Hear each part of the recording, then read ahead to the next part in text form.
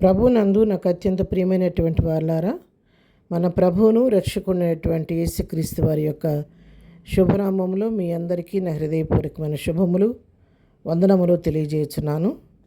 ఉదయకాల సమయంలో దేవుని వాక్యాన్ని ధ్యానం చేసుకుందాం. ఈరోజు వాక్య ధ్యానం కొరకు మనం తీసుకున్నటువంటి లేఖన భాగము యెషయా గ్రంథము 54వ అధ్యాయము 10వ వచనం చదువుకుందాం. పర్వతములు తొలగిపోయినను, మెట్టలు తత్తరిలినను, నా కృప నిన్ను విడిచిపోదు, సమాధాన విషయమైన నా నిబంధన తొలగిపోదు అని నీయందు జాలిపడి యెహోవా సెలవిచ్చుచున్నాడు.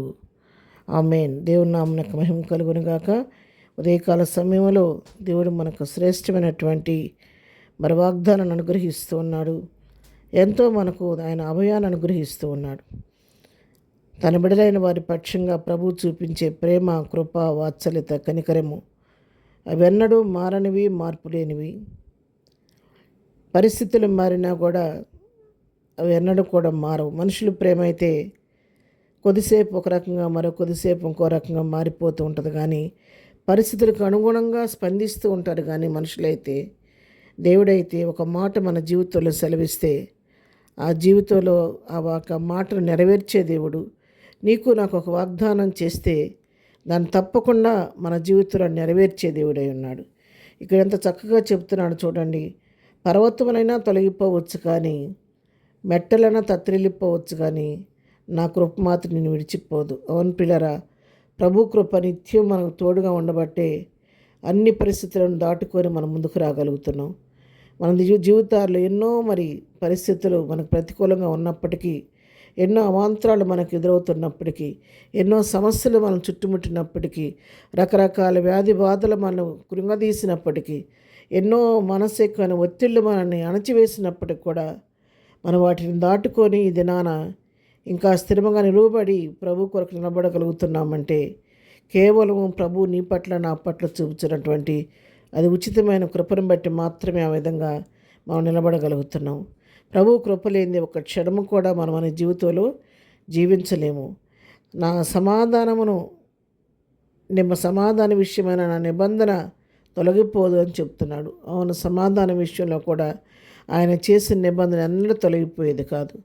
మనుషులు ఇచ్చే సమాధానం అది అశాశ్వతమైనది, కానీ ప్రభు ఇచ్చే సమాధానం మన హృదయాల్లో అది ఏలుబడి చేస్తూ మనకెంతో మనశ్శాంతిని మరి ఆనందాన్ని కలుగు చేస్తూ ఉంటుంది.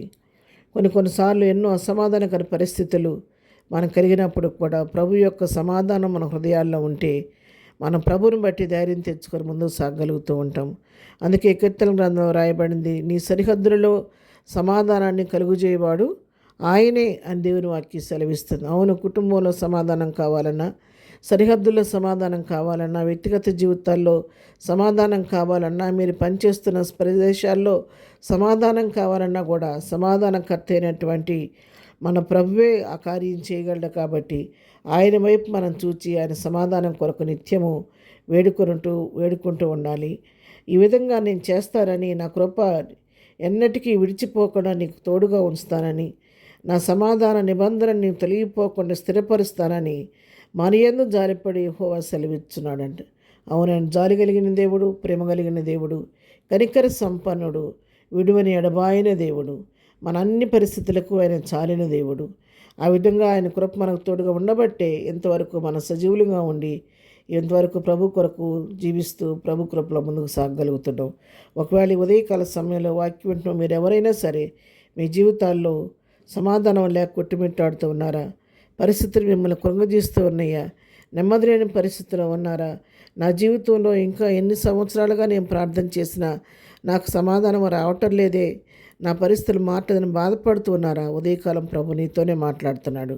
పర్వతంలో తొలగిపోయిన మెట్టలు తత్తరిల్లిన ఆయన కృప నేను విడిచిపోదు. ఆయన కృప నిన్ను వెన్నంటుంది, నిన్ను వెంటాడుతూనే ఉంది. ఇక ముందు కూడా కృప నిన్ను నడిపిస్తుంది. అంతేకాదు, సమాధాన విషయం నిబంధన నీ జీవితాన్ని నెరవేర్చి నీ పట్ల కృప చూపించడానికి ఆయన జాలిగలిగిన దేవుడిగా నీ పక్షి నిలబడి ఉన్నాడు. ప్రార్థన. ప్రేమ కలిగిన తండ్రి, పరిశుద్ధుడా, నీ పాదములకు వందనాలు. ఉదయకాలం నాయన మాకు ఇచ్చిన శ్రేష్టమైన వాగ్దానంతో కొన్ని వాక్య భాగాన్ని బట్టి నీ వందనాలు. మా సమాధాన కర్తవయ్యా నీకు స్తోత్రాలు. పర్వతాలను తొలగిపోయినా, మెట్టలు తొలగిపోయినా నీ కృప మాకు తోడుగా ఉంచి నడిపిస్తున్నందుకు నీకు వందనాలు. నీ సమాధానం మా జీవితం ఏలుబడి చేరట్టు సహాయం చేయండి. ఏదైనా మేము చేయి పనిపాట్లో రాకపోకలో తోడుగుండండి. ఏదైనా బర్త్డే మ్యారేజ్ చేసుకునే బిడ్డలను దీవించండి, ఆశీర్వదించండి. ప్రతి వారి సమస్యలు తీర్చండి, బలహీనలు ముట్టి స్వస్థపరచండి. కృంగిన వారిని లేవనెత్తి ప్రతి వారి పట్ల కృప విస్తరింప చేయమని యేసునామంలో ప్రార్థించడి పొందుకొని ఉన్నాము తండ్రి. ఆమెన్. ప్రభు కృప సదాకాలం మనందరికీ తోడయుండి నడిపించును గాక. ఆమెన్.